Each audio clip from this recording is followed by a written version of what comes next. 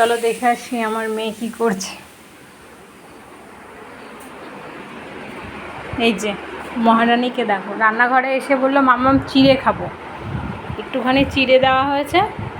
আর এইদিকে বোতলের জল খুলে বোতলের ছিপিতে জল নিয়ে এই রকম কি অবস্থা দেখেছ, আবার হাসি দিচ্ছে।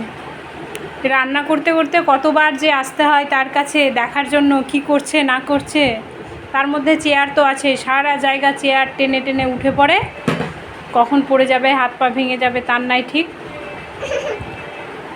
কি যে ভয় করে, রান্না করি আর মানে কমিয়ে কমিয়ে বারবার শুধু আসি, কতদিন রান্না পুড়ে যায়। দেখেছো দেখেছো এরকম করে জল আর চিড়ে একসাথে করে খাচ্ছে, বলো দেখেছো?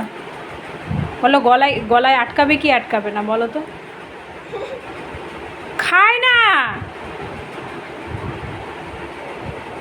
আবার আয়নাতে দেখছে, আয়নাতে দেখছে আবার নাচানাচি করছে।